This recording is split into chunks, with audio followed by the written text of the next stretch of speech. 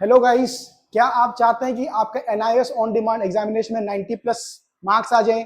जो भी आपका प्रॉब्लम है कि जेई का एलिजिबिलिटी नहीं हो रहा है, कंपार्टमेंट आ गया या एसवाईसी आया, एसवाईसीटी आ गया आपका एनआईएस के रिजल्ट में, तो कैसे क्या स्टडी प्लान बनाने चाहिए या कैसे करके हमने अप्रोच करना चाहिए जिससे कि हम 90 प्लस लेके आ जाएंगे जस्ट इन 45 डेज या 30 डेज में। तो आज ये वीडियो में हम टोटली इन 5 मिनट्स हम डिकोड करेंगे कि क्या क्या चीजें की करने की जरूरत होती है to score 90 plus in NIOS OD exams. तो जो भी स्टूडेंट्स यहाँ पे पहली बार ये चैनल पे आए हैं तो मैं बोलूंगा एक बार चैनल को सब्सक्राइब कर लो, वीडियो को लाइक कर लो और नोटिफिकेशन आइकन को एक बार आप ऑन करके रखिए, क्योंकि हर दिन ये चैनल पे आपको एनआईएस के अपडेट्स, टिप्स एंड ट्रिक्स जो भी है कि जो अभी एग्जाम्स आ रहे हैं उसमें क्या क्या करना चाहिए जिससे आप लोगों का एक ही बार में आपका क्या हो जाएगा, बोर्ड एग्जाम क्लियर हो जाएगा। उसके लिए मैं हर बार आपको यहाँ पे हर दिन वीडियो बना के आपको देता हूँ और वो बहुत शॉर्ट लेंथ वीडियो होते हैं 2 से लेकर 5 मिनट के बीच में, जिसमें आपको पूरा टॉपिक अच्छे से समझाता हूँ। तो बिना टाइम वेस्ट के स्टार्ट करते हैं कि कैसे हमें अप्रोच करना चाहिए। सबसे पहले आप एक चीज समझिए कि हम जो यहाँ पे बात कर रहे हैं कि मैं यहाँ पे मान के चल रहा हूँ कि आपने जब एनआईएस का फॉर्म भरा होगा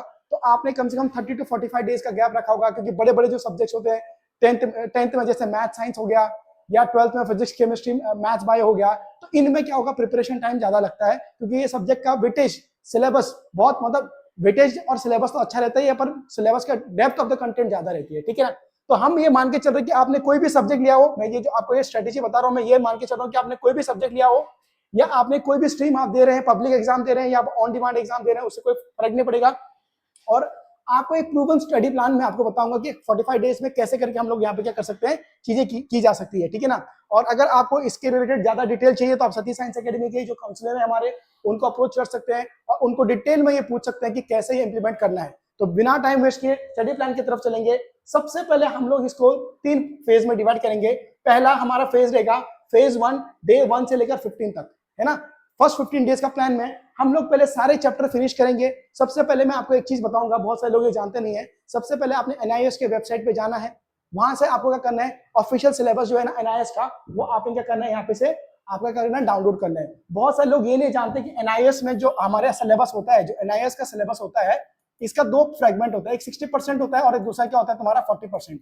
40% टीएमए के लिए होता है, ट्यूटर मार्क असाइनमेंट्स के लिए होता है, और 60% आपके पब्लिक एग्जाम के लिए होता है।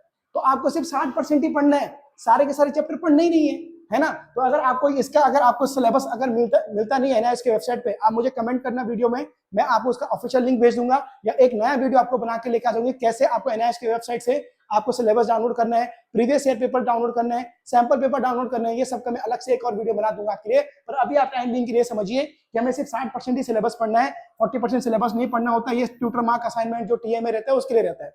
उसके बाद हमें शॉर्ट नोट्स बनाने हैं किसी का। देखो अगर आप कोई चैप्टर पढ़ रहे हो तो उसका आपको शॉर्ट नोट्स बनाने चाहिए, क्योंकि बाद में अगर आपने एक बार चैप्टर पढ़ दिया, बाद में वापस वो आप टेक्स्ट बुक से पढ़ रहे हो तो आपको उतना ही टाइम लगेगा। तो आपने क्या करना है, अपने मतलब 5 से 10 पेजेस के नोट्स पहले फर्स्ट टाइम में 5 to 10 पेजेस के नोट्स बनाने हैं। उसमें आपको इंपॉर्टेंट क्वेश्चन मार्क करना है। इंपॉर्टेंट क्वेश्चन कौन से होते हैं, जो एनआईएस के टेक्स्ट बुक के पीछे जो क्वेश्चन होते हैं, मेजरली क्वेश्चन उसी से आते हैं। तो आपको क्या करना है, टेक्स्ट बुक के पीछे जो क्वेश्चन दिए उसको अच्छे से प्रैक्टिस करना है। उसके साथ साथ कंसेप्ट की क्लियरिटी रखनी है, क्योंकि अपना आपको पता रहेगा 2 पार्ट में पेपर पैटर्न, एक सेक्शन ए है और एक सेक्शन बी है। सेक्शन ए और सेक्शन बी है। ए सेक्शन में आपका कितना है, तुम्हारा 40 मार्क्स का है, जहां पे 1 मार्कर है सारे, और बी सेक्शन आपका 40 मार्क का है, जहां पे किसी किसी में 40 मार्क रहेगा। डिपेंड आप जैसे अगर मैथ साइंस की बात करेंगे या फिजिक्स केमिस्ट्री मैथ्स बायो की बात करेंगे, 11 12 की या अदर सब्जेक्ट की बात करेंगे, तो किसी का 80 मार्क का पेपर है, किसी का 100 मार्क का पेपर है, डिपेंड ऑन दैट। ओके, तो ये आपका पहला फेज का पार्ट ये रहेगा कि आपको ये स्टार्ट करना है ना। दूसरा फेज जो रहेगा आपका 16 से लेकर 30 डेज का, वो फेज में आपको क्या करना है, चैप्टर वाइज क्वेश्चन जो मैंने आपको एनआईएस के टेक्स्ट बुक के पीछे मिलेंगे, आपको वो करना है। Previous year paper numerical practice and writing practice, ये बहुत इंपॉर्टेंट है। आपको ये जरूर देखना है कि पिछले साल में लास्ट के 5 साल के पेपर, अगर 5 साल के पेपर अगर आपके पास नहीं है मुझे कमेंट कीजिए, मैं आपको 5 साल के पेपर आपको भेज दूंगा या मैं आपको उसका लिंक भेज दूंगा आपके कमेंट में, तो वो आपको उधर से आप डाउनलोड कर सकते हैं। न्यूमेरिकल और राइटिंग प्रैक्टिस, बहुत सारे लोगों को लिखने की प्रैक्टिस नहीं होती है, इसलिए उनका टाइम पे पेपर्स आपका यहाँ पे कंप्लीट नहीं होता है। दूसरा, बहुत सारे लोग न्यूमेरिकल से डरते हैं, इससे वो न्यूमेरिकल प्रैक्टिस करते नहीं है। तो बिना न्यूमेरिकल के आप मैथ साइंस जैसे सब्जेक्ट में पास नहीं हो सकते हैं। फिजिक्स केमिस्ट्री मैथ्स बायो या अकाउंटेंसी में आप पास नहीं हो सकते हैं, ये न्यूमेरिकल बेस्ड सब्जेक्ट है, आपको इसमें न्यूमेरिकल करना ही पड़ेगा। उसके साथ साथ मॉक टेस्ट ना 31 से लेकर 45 डेज में, यहाँ पे आपने क्या करना है, फुल लेंथ पेपर 80 मार्क या 100 मार्क का एनआईएस का मॉक पेपर कैसे आता है, कैसे उसको लिखते हैं, इसमें आप सती साइंस एकेडमी की हेल्प दे सकते हैं। हम बच्चों को क्या देते हैं, टेस्ट सीरीज देते हैं। तो टेस्ट सीरीज से आपको एक आइडिया आता है कि बाबा अभी ऑन डिमांड एग्जाम का पेपर कैसे आने वाला है, पब्लिक एग्जाम का पेपर कैसे आने वाला है। ये सारी चीजें क्या होता है, आपने एक बार पेपर लिखा, एक बार आपने क्या किया, मॉक दिए, तो आपको एक आइडिया आता है कि मैं कहाँ पे कम पढ़ रहा हूँ, कहाँ पे ज्यादा पढ़ रहा हूँ, मेरी स्पीड सही है, मेरी एक्यूरेसी सही है, क्या मुझे सारे क्वेश्चन आ रहे हैं, वो सारी चीजें होगी। उसके बाद टाइम मैनेजमेंट, जैसे मैंने बोला 80 मार्क का पेपर 3 आवर्स या 100 मार्क का पेपर 3 आवर्स में कंप्लीट होना चाहिए। Error analysis and final revision, error analysis में क्या होता है कि मेरा कहाँ पे कम पड़ रहा है, कहाँ पे ज्यादा पड़ रहा है, आपने देखना है कोई चैप्टर स्पेसिफिक है क्या जिससे क्वेश्चन ज्यादा आ रहे हैं पर मेरा वो नहीं हो रहा है, ठीक है ना, तो आपको उसके क्या समझने हैं, आपको उसके वेटेज समझने पड़ते हैं, ठीक है ना, वहां पे उसके वेटेज समझिए, ये सारी चीजें आपको वहां पे देखनी पड़ती है।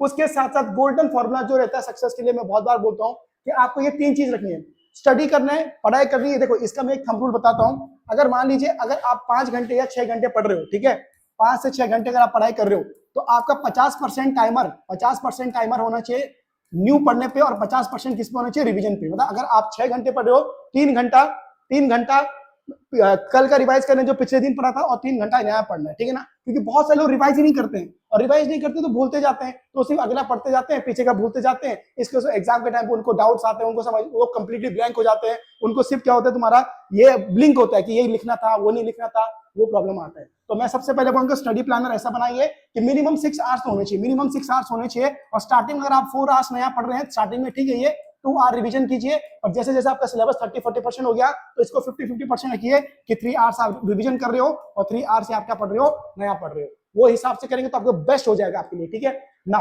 उसके बाद क्या करना है, स्टडी करना है, रिवाइज करना है, प्रैक्टिस करना है, प्रैक्टिस बहुत ज्यादा, राइटिंग प्रैक्टिस बहुत जरूरी है, और उसको क्या करना है, रिपीट करना है। ये मैकेनिज्म आप रिपीट करते जाएंगे, श्योरली आप 90 के ऊपर क्या करोगे, तुम्हारा स्कोर आपका 90 के ऊपर आपका आ जाएगा, ठीक है ना। अगर आपको इसमें, अगर आपको लग रहा है कि नहीं सर मेरे को उतना अच्छे से नहीं समझ में आ रहा है, ठीक है ना, मुझे कोई काउंसलर की जरूरत है, ट्यूटर की जरूरत है, मुझे कोई सपोर्ट की जरूरत है, तो वहाँ पे सतीश साइंस एकेडमी आपके लिए है। वहाँ पे सतीश साइंस एकेडमी पूरा सपोर्ट करते हैं बच्चों के लिए, पब्लिक एग्जाम हो या ऑन डिमांड एग्जाम हो, हम बच्चों को एक्सपर्ट फैकल्टी प्रोवाइड करते हैं। यहाँ पे हमारा खुद का ही ऐप है ऑनलाइन का, सतीश साइंस एकेडमी का, वहाँ पे आपको online live plus recorded classes होती हैं। उसका परफॉर्मेंस ट्रैकिंग से आपको समझ में आता है कि आपके जो टेस्ट है उसमें आपके कितने मार्क्स आ रहे हैं, कहाँ पे आपका प्रॉब्लम हो रहा है, और आपका पर्सनल मेंटरशिप दिया जाता है, 1-on-1 गाइड किया जाता है, किसी बच्चे का कहाँ पे प्रॉब्लम आ रहा है, कौन सा सब्जेक्ट उसको ऑन डिमांड में लेना चाहिए, कौन सा नहीं लेना चाहिए, किसका टीओसी लेना चाहिए, किसका नहीं लेना चाहिए, ये सारा चीज हम करते हैं, ओके ना। उसके साथ साथ आपको 2 से 4 चीजों का आपको याद रखना है कि क्या क्या आपको टॉपर सीक्रेट फॉर्मूला, जो बच्चे 90 के ऊपर लेके आते हैं वो ऐसा क्या करते हैं कि उनको 90 के ऊपर आ रहे हैं, तो उसमें सबसे ज्यादा इंपॉर्टेंट पॉइंट्स क्या है। सबसे पहले आप देखिए, आपको कम से कम मिनिमम 6 से 8 घंटे तो पढ़ने पड़ेंगे अगर 30 to 45 डेज का प्लान कर रहे हैं।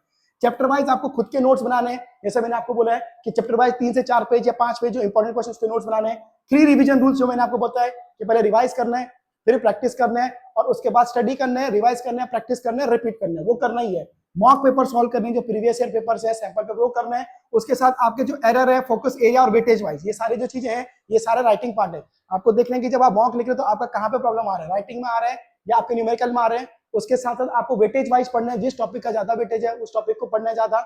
उसके साथ साथ आपका प्रेजेंटेशन जो एग्जाम है, बहुत सारे लोग इतना खराब लिखते हैं, खिचड़ी बना के लग देते हैं, तो प्रेजेंटेशन ठीक नहीं होता, तो इसलिए मार्क्स अच्छे मिलते नहीं है। और आपका डायग्राम और फॉर्मुलेज, मेन इंपॉर्टेंट डायग्राम्स और फॉर्मुलेज आपके अच्छे से याद होने चाहिए। जो न्यूमेरिकल सब्जेक्ट है लाइक मैथमेटिक्स, लाइक फिजिक्स, उसमें या केमिस्ट्री में भी न्यूमेरिकल्स होते हैं, उसमें आपका क्या होना चाहिए, डायग्राम बहुत अच्छे होने चाहिए, diagram should be very clear. और उसके साथ साथ फॉर्मुलेज जो है ना, फॉर्मुले आपके बहुत अच्छे होने चाहिए। क्या नहीं करना है, सबसे ज्यादा लोग प्रॉब्लम क्या करते हैं, ठीक है, सबसे बड़ा प्रॉब्लम मैंने देखा है कि लोग क्या करते हैं, पूरा टाइम वेस्ट कर देते हैं यूट्यूब पे रैंडम वीडियो होते हैं, ठीक है ना, जो रैंडम वीडियो रहते हैं कि इस ये वीडियो वो वीडियो पे पूरा टाइम पास कर देते हैं कि भाई मैं इधर से पढ़ रहा हूँ, मैं उधर से पढ़ रहा हूँ, ठीक है ना, तो उसमें पूरा टाइम पास हो जाता है। तो रैंडम वीडियो में टाइम पास नहीं करना है।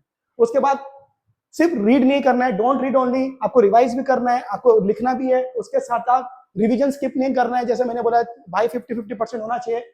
पीवाईक्यूज को इग्नोर नहीं करना है, सैंपल पेपर देखना है, न्यूमेरिकल को छोड़ने नहीं है। उसके साथ साथ आपको क्या करना है, इरिलेवेंट आंसर नहीं लिखने, ठीक है ना, कुछ भी, मतलब बहुत सारे लोग क्या क्वेश्चन क्या दिया, आंसर कुछ भी लिख रहे हैं, है ना, तो वो नहीं कर रहे हैं। और आपको लास्ट वीक तक लेके नहीं जाने का, मान लो कि मेरा 1 वीक के बाद एग्जाम है या 2 दिन पहले एग्जाम है, लास्ट में पढ़ रहे हैं, तो लास्ट में पढ़ के कुछ होगा नहीं, आपको पैनिक ही होगा, आपको लगेगा कि मेरे से हो ही नहीं रहा है, ठीक है। तो ये चीजें हैं। लास्ट 7 डे का स्टडी प्लान आपको क्या रखना है कि 7 दिन के बाद आपका एग्जाम है, तो उसमें आपको रिवीजन नोट्स आपके तैयार होने चाहिए, फॉर्मुले रिवीजन नोट्स आपके तैयार होने चाहिए, फॉर्मुले शीट्स मेंटेन करनी है, फॉर्मुले नोटबुक बनानी है, डायग्राम का रिवीजन करना है, इंपॉर्टेंट क्वेश्चन जो आपके 5 साल के पेपर में उनका रिवीजन करना है, और डेली मॉक टेस्ट, आपको एक मॉक टेस्ट क्या करना है, डेली देना है। इसमें से अगर आप ये पूरा परफॉर्म करते हो, पूरा वीडियो को अच्छे से फॉलो करते हो, तो आपको ऑब्वियस बात है 90% आपके ऊपर आ ही जाएंगे।